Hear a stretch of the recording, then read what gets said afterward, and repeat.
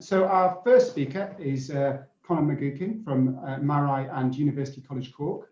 He graduated from their Energy Engineering Bachelor's in 2017 and then joined MaREI to pursue a PhD in exploring the use of participatory, it's one of those days, participatory methods in energy system modelling and planning. Conor, over to you. Thanks for that introduction, Cliff, and hello everyone.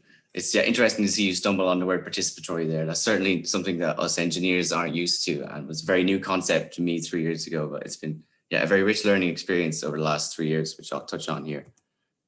I need to move to the other screen. Oops. So the first thing I want to highlight is the overarching theme of my thesis, which I think is quite well summarized in this graphic. Moving from the left to the right, we could see what was traditional pillars of energy policy and how we assessed energy policy was environmental sustainability, economic viability, and the security of supply. However, more recently, it's been acknowledged and recognized that we need to also include the socio-political context within which we're placing these technologies, so we don't get protests and tensions around the siting of things like overhead pylons and wind farms. However, our progress of actually integrating this societal or social dimension into what is conventionally a very technical analysis has been a little bit limited. Usually the social science is kind of just perceived as being slapped on. Maybe it looks good to have an interdisciplinary element for funding and it adds a bit of value to the project, but it's usually a separate piece of analysis. So there's a survey or workshop, but it doesn't actually inform the technical analysis. And if we want to do this in a proper, respectful, and a meaningful manner, then we need to have a constant and iterative approach to just dialogue throughout the research cycle, which is what we've tried to do in our case study in a small region in the southwest of Ireland called Dingle Peninsula. So we're working here with this collaborative committee we've set up of 2 local stakeholders and then also nationally the ESB networks, which would be our national distribution grid operator. We're taking a little bit, it's very different to conventional, not only engineering, but also approaches to research, because we're not just observers that are going down to look at the community and maybe extract some data from them. We're active members of the project. We are essentially responsible for bringing together the committee and then coordinating it. And also then, because we're taking this approach, we have to be very different in how we approach research. So we can't go down and just prescribe that I want to do workshops and I want to do surveys. We have to listen to our local community representatives and work together with them to support what they want to achieve, and then make sure that when we are doing our research and our analysis, that it can inform the work that they're doing and it can support their activities. The most valuable piece for me from this has been to work with the local development organization, which is an organization that wouldn't traditionally or certainly conventionally work with engineers. They run social inclusion projects, men's sheds, looking after people with mental health problems or addiction problems.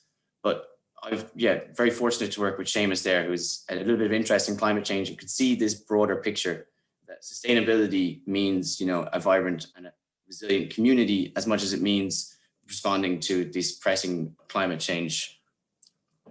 So one of the real key learnings that came out of this, which is a little bit simple, but just because it seems obvious doesn't mean it should go without saying. But unless we build up these healthy and vibrant communities, it's very unlikely that they'll have the capacity to start investing in things like retrofits and energy transitions. And there's clear synergies as well. Brian was talking there about health and well-being with regards to buildings.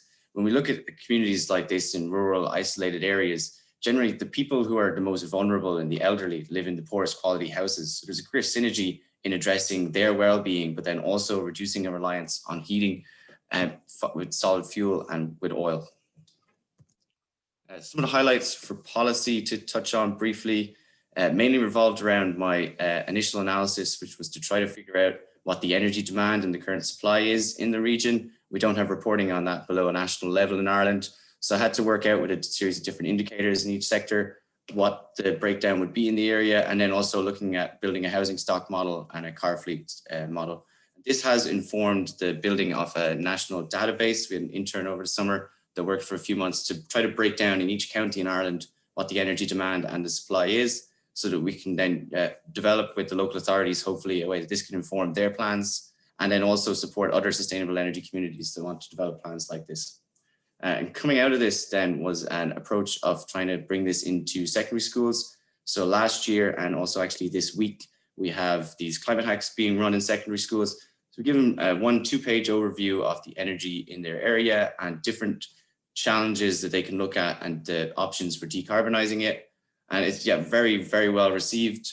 And one of the things that actually came out of it was a student in Dublin saw the work we had done down in Kerry and took it into their maths at the junior cycle, which has led us to this ongoing collaboration with the Department of Education to see how we could bring the approach to breaking down the energy in the area and then looking at the different options into the junior cycle maths program as a continuous based assessment. So that would be the same as the GCSE in the UK, which is really rich because it's very well perceived by the students, and then it makes the math real. I think that was a real problem when you're studying math. It's very abstract and foreign.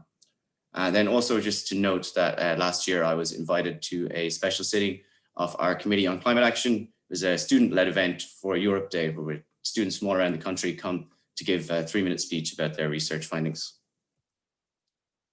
The highlights for industry have been really around this collaboration piece and needing to look at the broader picture. The ESB networks are a very large organization that would be used to kind of having things their way and having a lot of control, and then also very focused on electricity because that's what they do. They're the electricity distribution operator.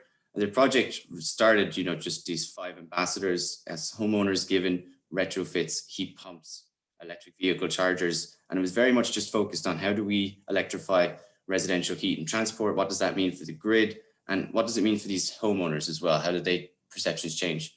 But it's diffused out into this much broader sustainability initiative, which is looking at things in agriculture, tourism.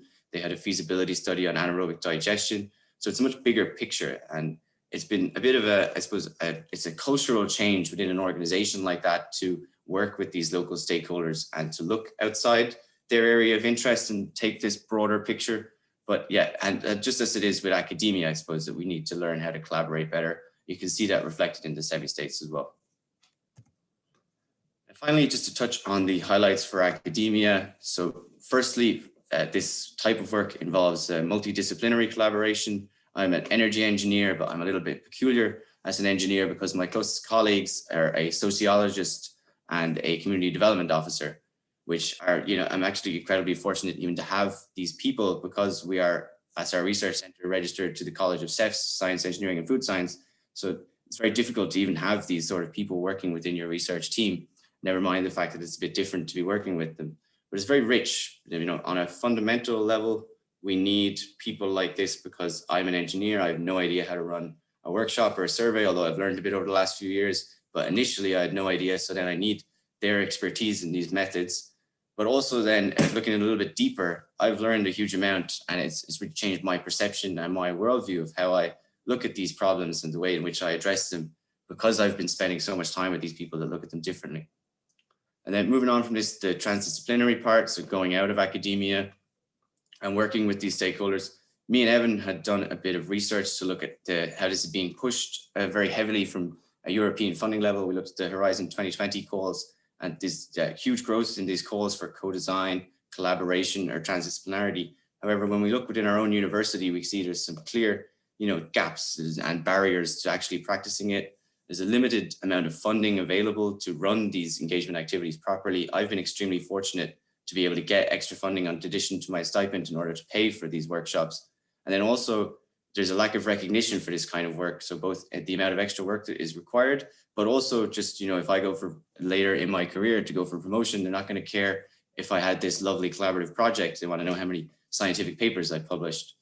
So just to finish then on a quote from another engineer like myself, kind of drifted into the social science, who highlighted that we've perhaps forgotten what a PhD stands for. Because there's this discussion that, maybe it's not the right time to introduce transdisciplinary work. We need to stay focused.